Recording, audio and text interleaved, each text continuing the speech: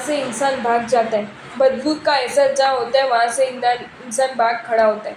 जीवन जब समस्याओं का पर्याय बन गया है, वहाँ आपको नहीं लगता मुझे जीवन छोड़ देना चाहिए।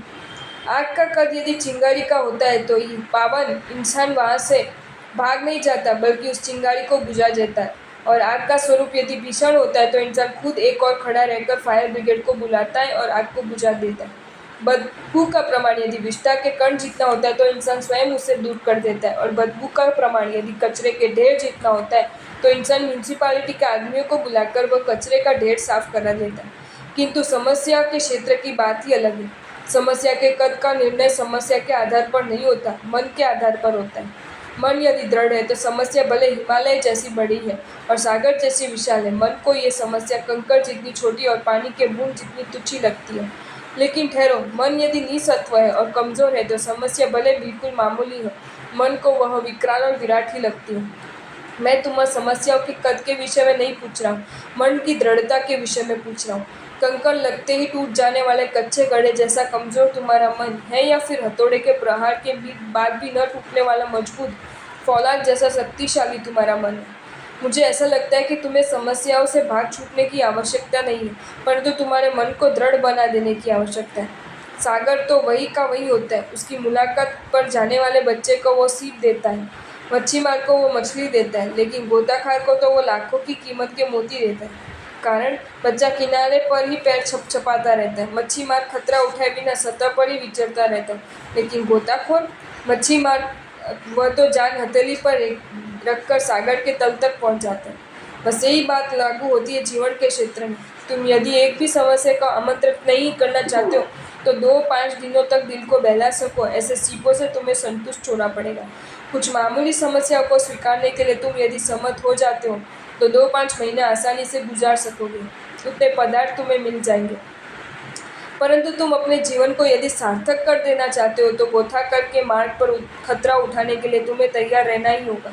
खतरा उठा लेने की तुम्हारी ये तैयारी तुम्हें निहाल कर दिए बिना नहीं भी रहेगी, ये बात निश्चित है। एक बात तुम्हें याद दिलाऊं, पैर होना ये अलग बात है और पैरों में ताकत होना ये अलग बात है। लकवे के मरीज को पाँव तो होते पर उसके पाँवों में शक्ति नहीं होती, और इसलिए आग लगती है तो खुद के पास पैर होने के बावजूद वह भाग नहीं सकता और शायद आग में जलकर खत्म हो जाता है। वह जो बात पैरों के लिए है वही बात मन के लिए। मन होना अलग बात है और मनोबल होना अलग बात है। जिसके पास मन है पर मनोबल नहीं है, वह इंसान तो छोटी सी फुंसी में भी रोने बैठ जाता है, और जिसके पास मन के साथ मनोबल भी होता है वह इंसान तो कैंसर की वेदना में भी अपने चेहरे पर मुस्कुराहट कायम रख सकता है। तुमने जो प्रश्न किया है ना कि जीवन जब समस्याओं का पर्याय बन ही गया है तो अब आपको नहीं लगता कि मुझे जीवन छोड़ ही देना चाहिए, इसके मूल में मुझे यही वजह नजर आ रही है। तुम्हारे पास मन तो है पर मनोबल तुम गवा बैठे हो। पावन, जिसके पास मन हो ही नहीं उसकी निस्वतता को तुम माफ किया जा सकता है, परंतु मन होने के बावजूद जिसके पास मनोबल न हो उसकी निसत्वता को तू कैसे बख्शा जा सकता है। पाँव होने के बावजूद पाँव की शक्ति में प्रतिबंधक बन रही लकवे की बीमारी दवाई लेने के बाद भी दूर न होती हो, ये तो समझा जा सकता है, परंतु मन होने के बावजूद मनोबल में प्रतिबंधक बन रही नकारात्मक मनोवृत्ति या उदासीपन को तो ये इंसान सोचे तब दूर कर सकता है। मेरी तुम्हें यही राय है, तुम मनोबल के स्वामी बन जाओ। जीवन ने यदि तुम्हें नींबू दिया है तो शरबत बनाना तुम्हारे हाथ में है।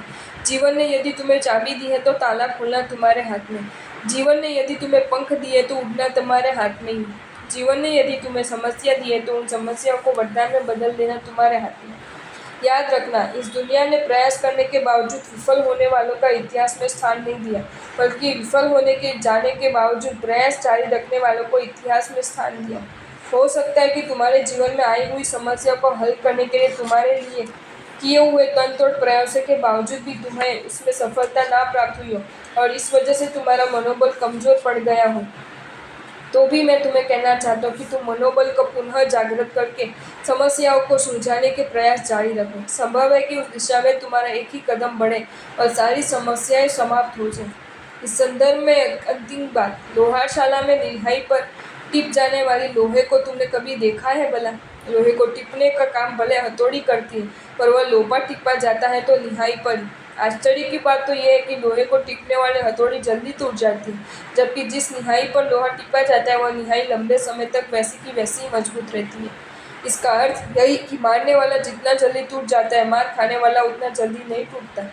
समस्या से भाग छूटने वाला जितना कायरता का शिकार बनता है, समस्याओं के बीच खड़ा रह जाने वाला उतना ही ज्यादा बहादुर बन जाता है। समस्या से भाग खड़ा होने वाला शायद पराजय से बच जाता है, किंतु समस्या को ललकारने वाले के भाल पर तो विजय तिलक अंकित होकर ही रहता है। पढ़ लो इस किसी अज्ञात कवि की ये पंक्तियां। संकट के सैन्य भले जीवन को घेर ले, सुख की संभावना भले दूर सुदूर रहे, फिर भी प्राणों को प्रसन्न रखता जा और जीव तो जीवन को जीकर दिखा। आपको ये वीडियो अच्छा लगा हो तो इसे लाइक करें और शेयर करें, और ऐसे ही नए नए वीडियोज़ देखने के लिए सब्सक्राइब करें हमारी channel Jain facts and stories को।